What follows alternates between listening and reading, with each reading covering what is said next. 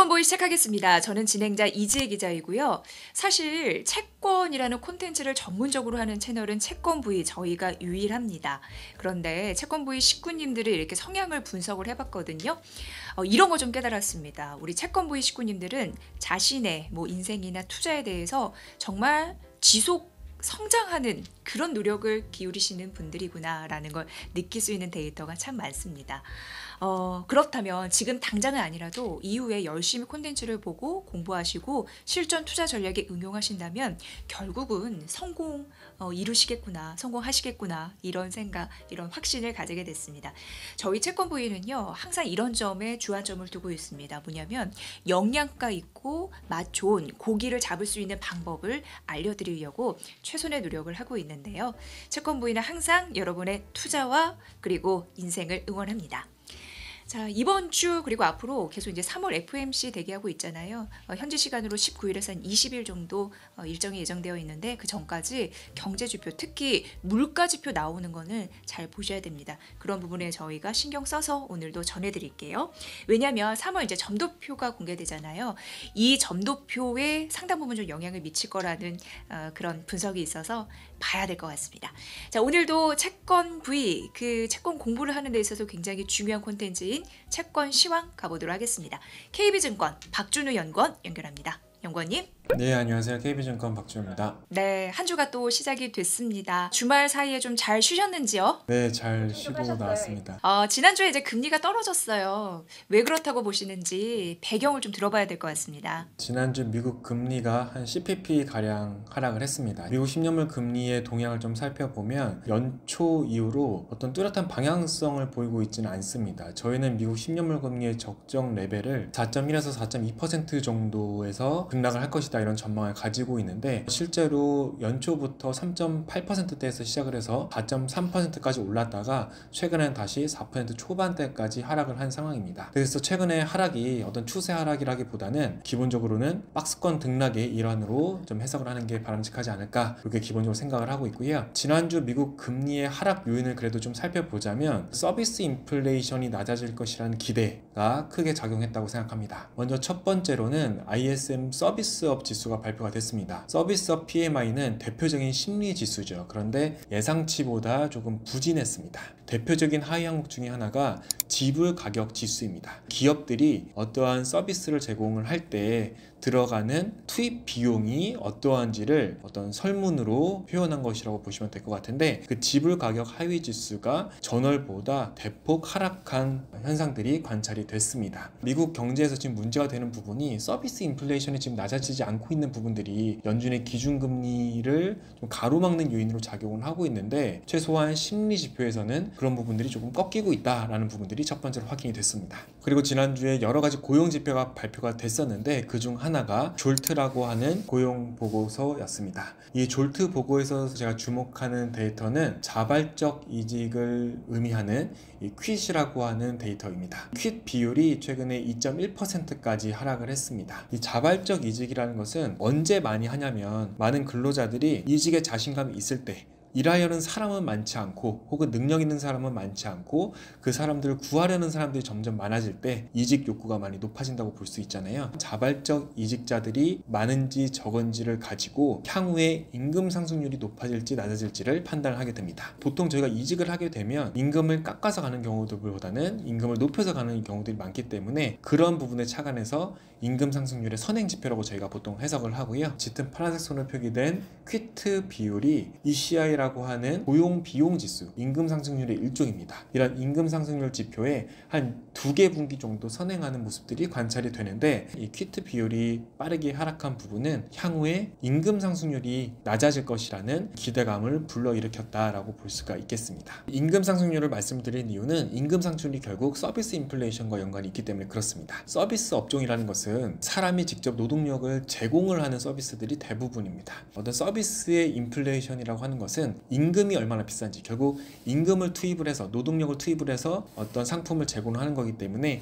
임금 상승률이 서비스 인플레이션에 굉장히 큰 영향을 미칩니다. 그래서 최근에 BIS에서 나온 보고서를 좀 하나 소개를 드리자면 임금 상승률이 향후에 서비스 인플레이션과 밀접한 관련이 있다라는 부분들을 이제 데이터로 설명을 최근에 했습니다. 특히 미국의 경우에 그 경향성이 굉장히 굉장히 뚜렷한데 노란색 막대기로 표현된 부분을 보시면 미국의 임금 상승률은 그 다음 해에 서비스 인플레이션과의 상관계수가 거의 1에 육박하는 것을 보실 수가 있습니다. 반면에 의류라든지 자동차라든지 이런 항목들은 임금 상승률과의 관계가 그렇게 뚜렷하지가 않았습니다. 그런 항목들의 경우에는 원유라든지 철강이라든지 이런 실제 물건 가격에 의해서 인플레이션이 크게 좌우되기 때문에 임금 상승률이 영향력이 조금 적다고 볼 수가 있겠습니다. 지난주에는 임금 상승률이 조금 낮아진다라는 그런 시사성을 얻을 수 있는 데이터들이 발표가 됐었고, 임금 상승률이 낮아진다는 것은 향후에 서비스 인플레이션이 낮아질 수 있다는 것을 의미를 하기 때문에 그런 부분들이 미국 금리 하락 요인으로 작용을 했다라고 해석을 할 수가 있겠습니다. 네, 서비스 인플레이션이 낮아질 것이다라는 기대, 심리 지표에서도 확인이 됐고 졸트 이런 부분도 분석을 해주셨는데 금리 인하 이런 쪽으로 좀 무게가 실리나라고 생각할 수 있는 부분인 것 같습니다. 그런데 이제 비농업 고용은 큰 폭의 그러니까 서프라이즈를 기록을 했습니다. 시장 영향 좀 크지 않아 보였는데 뭐 어떤 연관성이 있을까요?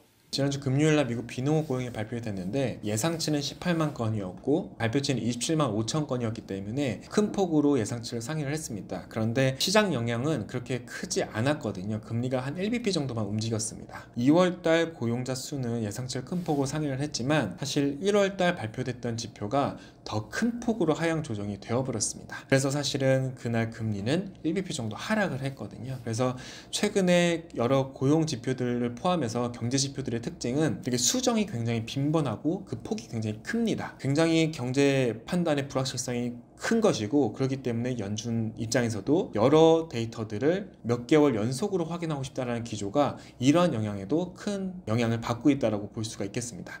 미국 비농업 고용의 추세를 보자면 굉장히 견조한 것이 사실입니다. 그림에서 보시는 것은 미국 비농업 고용의 3개월 이동평균선을 그린 것인데 최근 한 3개월 정도는 반등하는 흐름이 나타났습니다. 작년에 대비하면 큰 폭으로 둔화가 됐지만 미국 경제가 예상보다 견조하면서 미국 고용도 장기 평균 대비해서 굉장히 높은 수준을 유지를 하고 있는 상황이기 때문에 지난주 미국 고용 지표는 2월 지표는 서프라이즈 기록을 했고 1월 지표는 큰 폭으로 하향을 조정됐지만 결국 추세는 그렇게 크게 달라지지 않았다고 생각을 하고 있고, 연준의 기준금리 인하 스탠스에는 영향을 줄 그런 경제 지표는 아니었다라고 생각을 하고 있습니다. 네, 그러면 어떻게 보면 고용이 금리 인하를 좀 앞당기는 지표로 현재 활용되지는 않고 있는 상황인 건가요? 네, 그렇게 보고 있습니다. 그래서 결국에는 인플레이션이 하락을 하면서 기준금리 인하를 하는 것이지 고용이나 경기가 침체에 빠질 위험을 대비해서 기준금리를 인하하는 상황은 아닌 것으로 생각을 하고 있습니다. 네, 뭐 고용지표 수정폭이 크다라고 하니까 정말 앞서 나온 고용지표 이후에 좀 수정되는 지표까지 확인을 해야 될 것 같습니다. 연준은 이를 좀 감안해서 지속적으로 데이터를 보자라는 의견인 것 같습니다. 자, 이외에도 이번 주 주목해야 할 이슈가 있다면 어떤 걸 꼽아주시겠나요? 최근에 이 실질 중립금리라고 하는 개념이 다시 주목을 받고 있습니다. 이 실질 중립금리라고 하는 개념은 그런 통화정책의 가이드라인 역할을 하는 지표입니다. 적정 실질 기준금리라고 이해를 하셔도 좋을 것 같은데요. 실질 중립금리, 알스타라고 하는 개념이 높아지면 높아질수록 미국 기준금리도 전반적으로 높아진다는 걸 의미하고, 반대로 실질 중립금리가 낮아지면 기준금리도 계속 낮게 유지될 가능성이 높다는 것을 의미를 합니다. 금융위기 이후로 이 알스타 추정치가 대폭 하향 조정을 하면서 기준금리도 그렇고 장기금리도 마찬가지로 저금리 국면을 장기간 지속해 왔습니다. 팬데믹 이후에는 이러한 중립금리에 대한 추정치가 급변하고 있습니다. 이 중립금리라는 것은 시장에서 관찰할 수가 없기 때문에 모델로 추정을 해야 되는데요. 여러 모델들이 조금은 다른 방향성을 제시를 하고 있습니다.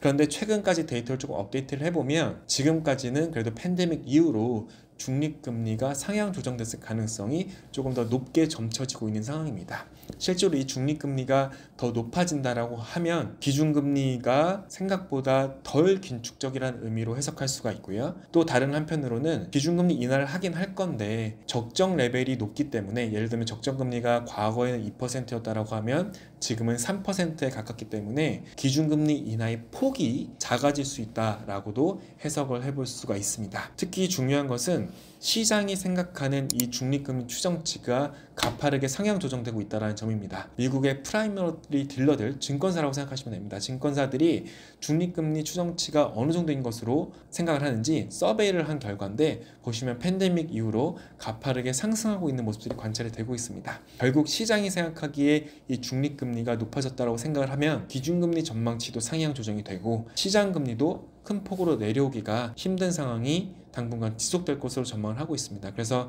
아까 서두에 말씀드린 것처럼 최근에 금리가 빠르게 하락하긴 했지만 추세 하락이라기보다는 어떤 박스권 등락이라고 전망을 하고 있고, 그 배경 중에 하나는 구조적으로, 즉 실질 중립금리가 과거보다 조금 높아졌을 가능성이 점점점 더 시장에 반영되고 있다고 판단을 하기 때문에 금리의 추세 하락을 보기에는 아직은 이른 시점이라고 생각을 합니다. 네, 그거네요. 그러니까 통화 정책에 대한 그 가이드라인 지표가 실질 중립금리인데 여전히 높기 때문에 뭐 고물가는 좀 이어지지 않을까 당분간, 뭐 이런 생각이 듭니다. 그렇게 이해하면 될까요, 연구원님? 네, 맞습니다. 네, 자 이렇게 저희 채권부의 그 시황 담당해 주셔서 감사하고요. 저희 잘 배웠고요. 다음 주 뵙겠습니다. 고맙습니다. 다음 주에 뵙겠습니다. 네, 박준우 KB증권 연구원과 함께했습니다.